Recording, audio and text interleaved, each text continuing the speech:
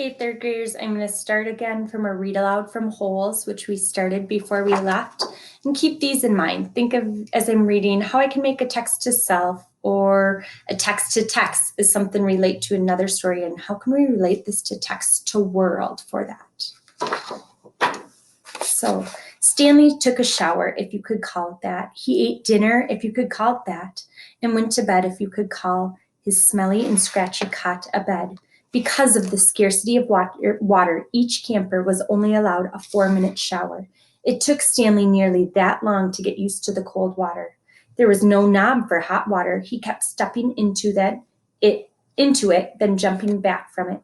The spray until the water shut off automatically. He never managed to use his bar of soap, which was just as well because he wouldn't have had time to rinse off the suds. Dinner was some kind of stewed meat and vegetables. The meat was brown and the vegetables had once been green. Everything tasted pretty much the same. He ate it all and used his slice of white bread to mop up the juice. Stanley had never been one to leave food on his plate, no matter how it tasted. "What'd you do?" one of the campers asked him. At first, Stanley didn't know what he meant. "They sent you here for a reason." "Oh," he realized. "I stole a pair of sneakers. The other boys thought that was funny." Stanley wasn't sure why. Maybe because their crimes were a lot worse than stealing shoes from a store, or were they on someone's feet, asked Squid. Neither, Stanley answered. They belonged to Clyde Livingston. Nobody believed him. "Sweet feet," said X-Ray. "Yeah, right." "No way," said Squid. Now Stanley lay on his cot. He thought it was kind of funny in a way. Nobody had believed him when he said was innocent. Now when he said he stole them, nobody believed him either. Clyde Sweetfeet Livingston was a famous baseball player. He'd led the American League in stolen bases over the last 3 years. He was also the only player in history to ever hit 4 triples in one game.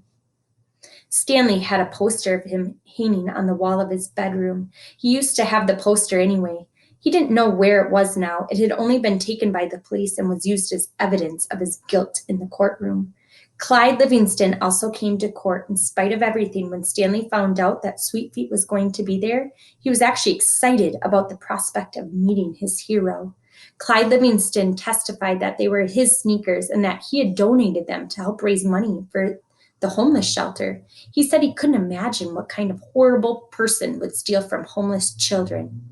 That was the worst part for Stanley. His hero thought he was a no-good, dirty, rotten thief. So now I'm kind of questioning, did he really steal them? Did he not? As Stanley tried to turn over on his cot, he was afraid it was going to collapse under all of his weight. He barely fit in it. When he finally managed to roll over on his stomach, the smell was so bad that he had to turn over again and try sleeping on his back. The cot smelled like sour milk. Though it was night, the air was still very warm. Armpit was snorting 2 cots away.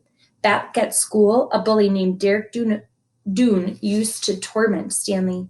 The teachers never took Stanley's complaints seriously because Derek was so much smaller than Stanley. Some teachers even seemed to find it amusing that a little kid like Derek could pick on someone as big as Stanley.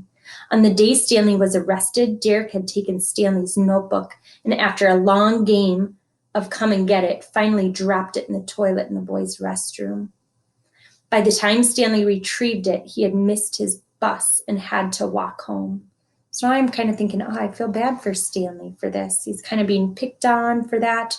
No one's believing him that he didn't take these shoes.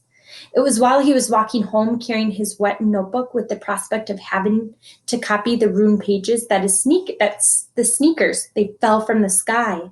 "I was walking home and the sneakers fell from the sky," he had told the judge. "One hit me on the head. It had hurt too. They hadn't exactly fallen from the sky. He had just walked out from underneath a freeway overpass when the shoe hit him on the head." Stanley took it as some kind of sign. His father had been trying to figure out a way to recycle old sneakers, and suddenly a pair of sneakers fell on top of him, seemingly out of nowhere, like a gift. Naturally, he had no way of knowing they belonged to Clyde Livingston. In fact, the shoes were anything but sweet. Whenever he had worn them, he had had a bad case of whoever had worn them had had a bad case of foot odor. Stanley couldn't help but think that there was something special about the shoes and that they would somehow provide the key to his father's invention. It was too much of a coincidence to be a mere accident. Stanley had felt like he was holding destiny's shoes. He ran, thinking back now. He wasn't sure why he ran. Maybe he was in a hurry to bring his shoes to his father, or maybe he was trying to run away from his miserable and humiliating day at school. A patrol car pulled alongside him. A policeman asked him why he was running. Then he took the shoes and made a call on his radio. Shortly thereafter, Stanley was arrested. It turned out the sneakers had been stolen from a display at the homeless shelter. That evening, rich people were going to come to the shelter and pay $100 to eat the food that the poor people ate every day for free. Clyde Livingston had once lived at the shelter when he was younger, was going to speak and sign autographs. His shoes would be auctioned, and it was expected they would sell for over $5,000. All the money would go to help out the homeless. Because of the baseball schedule, Stanley's trial was delayed several months. His parents couldn't afford a lawyer. "You don't need a lawyer," his mother had said. "Just tell the truth." Stanley told the truth, but perhaps it would have been better if he had lied a little. He could have said he found the shoes in the street. No one believed him that they fell from the sky. It wasn't destiny, he realized. It was no good, dirty, rotten, pig-stealing great-great-grandfather. The judge called Stanley's crime despicable. The shoes were valued for over $5,000. It was money that would provide food and shelter for the homeless. And you stole that from them just so you could have a souvenir. The judge said that there was an opening at Camp Green Lake, and he suggested that the discipline of the camp might improve Stanley's character. It was either that or go to jail. Stanley's parents asked if they could have some time to find out more about Camp Green Lake, but the judge advised him to make a quick decision. Vacancies don't last long at Camp Green Lake.